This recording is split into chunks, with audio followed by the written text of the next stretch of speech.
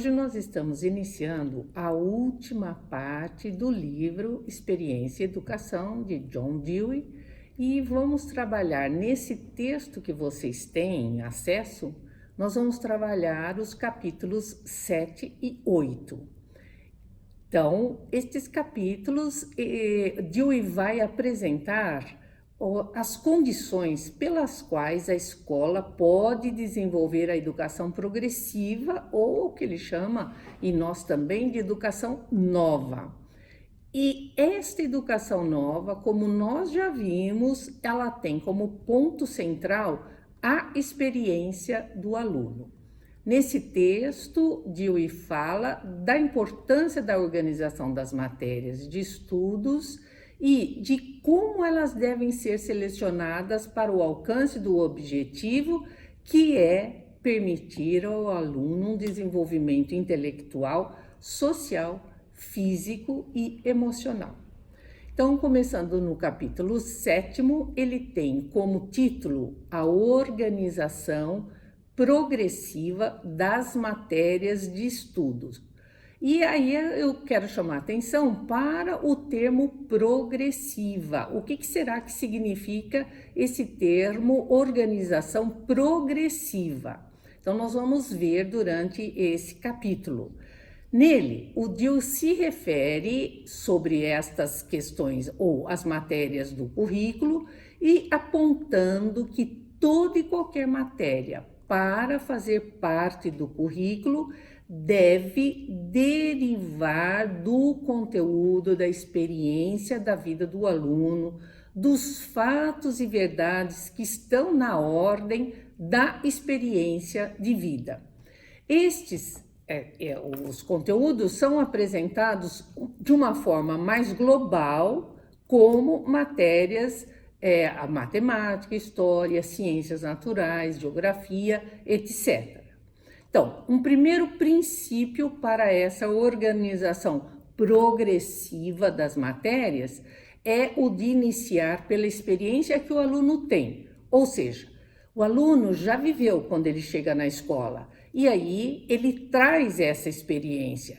E estas experiências proporcionaram ao aluno o desenvolvimento de determinadas habilidades.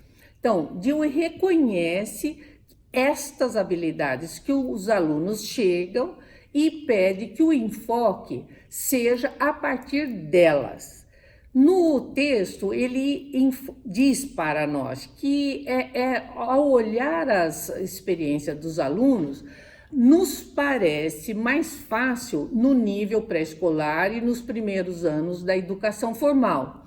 E ele também aponta que, aparentemente, vai se tornando mais complexo trabalhar as questões das matérias de uma forma progressiva, conforme seja os níveis mais avançados de educação que o aluno está. Então, por quê? A partir daí, o aluno está de posse de um maior número de experiências mais amplas.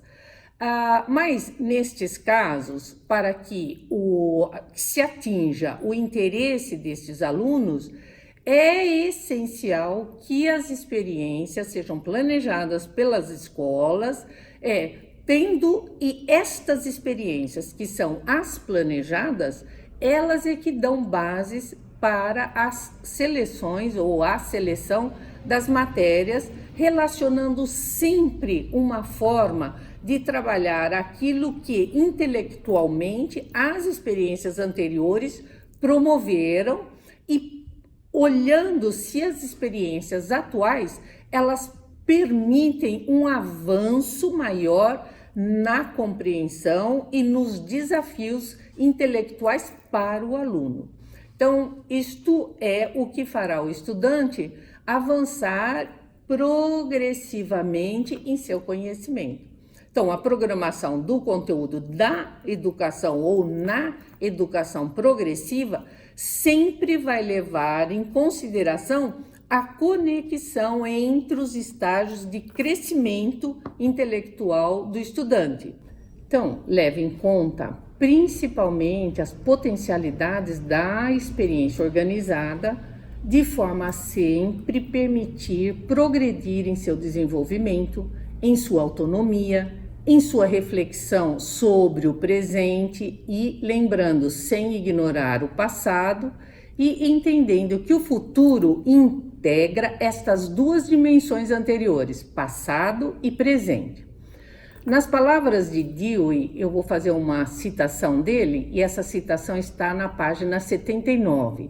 Ele diz: as questões e problemas da presente vida social estão em tão íntima e direta conexão com o passado que os estudantes não podem se preparar para compreender nem os problemas e questões em si mesmos, nem o melhor meio de lidar com eles, sem mergulhar em suas raízes no passado. Então, a diferença na consideração sobre o passado entre esses dois enfoques educacionais, o que é o tradicional e a educação progressiva, a educação progressiva, ela usa o passado como um meio de compreensão do presente. Isso eu já apresentei para vocês quando eu estava falando dos capítulos 1 e 2. E a educação progressiva, ela não fica no passado como a educação tradicional. Na educação tradicional, o objetivo é esse, a transmissão da herança cultural, ou a transmissão da cultura, aquilo que a gente já herdou do passado. E na progressiva, esse conhecimento é considerado útil para as novas ações no presente. Então, um aspecto muito relevante na organização do conteúdo é o de que este varia de lugar para lugar, de tempo para tempo. Então, aquilo que foi no passado o conteúdo da educação progressiva pode não ser o mesmo neste tempo histórico que nós estamos. E mesmo nesse tempo histórico, aquilo que aqui nós entendemos como adequado pode não ser a mesma coisa em qualquer outro país do mundo. Então, por que isso? Porque a educação progressiva leva em conta as experiências dos alunos. E estas experiências, elas se diferem de sociedade para sociedade e de tempo para tempo. Assim, não há como se ter um programa único de estudos para as escolas progressivas, uma vez que o seu principal ou princípio fundamental, ou a sua principal ação, é a conexão da educação com as experiências da vida.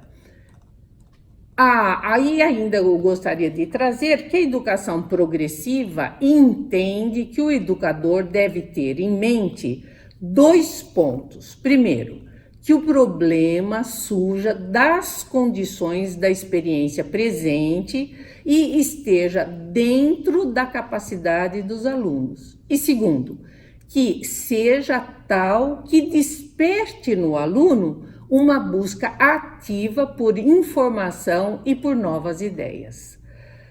A importância desses 2 pontos é a de que estes serão base para novas questões de estudos num contínuo espiralado, que nós também já vimos o que é na videoaula 1. Dewey chama também a atenção para as relações entre os campos de conhecimento na vida social. De novo, eu vou fazer uma citação dele que é bastante importante. Então, em suas palavras, ele diz: a vida social contemporânea é o que é, em larga medida, devido aos resultados da aplicação da ciência física. A experiência de cada criança ou jovem no campo ou na cidade é o que é na sua atual realidade, devido a equipamento servido por eletricidade, calor e processos químicos. Uma criança não toma uma refeição que não envolva em sua preparação e assimilação princípios químicos e fisiológicos. Não lê por luz artificial ou dá um passeio de automóvel ou trem sem entrar em contato com operações e processos que a ciência engendrou. Acaba aí a citação dele, e essa citação ela está na página 83. Dewey defende que esses métodos da ciência seja uma direção para políticas que conduza a uma melhor ordem social, uma vez que o estágio atual daquela sociedade foi alcançado por meio da aplicação da ciência existente e que o campo da aplicação da ciência, é inesgotável.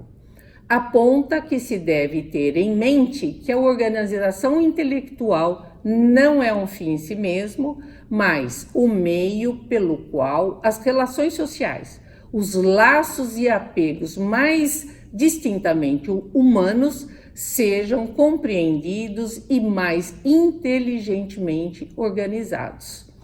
O método da ciência é visto por ele como de grande valor para mostrar a relação causal entre os acontecimentos, isto é, a relação entre meios e consequências, o que leva o aluno a aprender a formular propósitos e organizar meios para a sua realização. Esta forma de trabalhar os conteúdos se contrapõe à forma tradicional. A forma tradicional não desenvolve essa capacidade de discriminação crítica, não desenvolve o raciocínio causal e se perde num acúmulo de informações. Outro ponto levantado por Dewey a favor do método da ciência ou método experimental é o de que as ideias empregadas são trabalhadas como hipóteses e não como verdades finais. Assim, há que serem aprovadas, há que serem comprovadas e não absorvidas acriticamente e sem um raciocínio de causa e consequência, sem a devida reflexão, que é o ato de extrair significados da experiência, conhecer sua complexidade, seus entrelaçamentos e, com isso, ir construindo um capital cultural para lidar inteligentemente em experiências posteriores.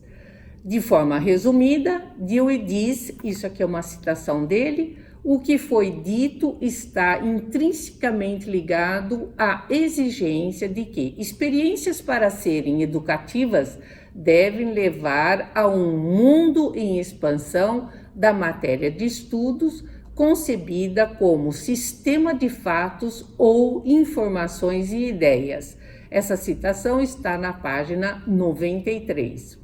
Chama a atenção para o fato de que, ao propor o método científico, não está preocupado com técnicas especializadas, mas com um meio para a compreensão da significação das experiências no mundo em que vivemos.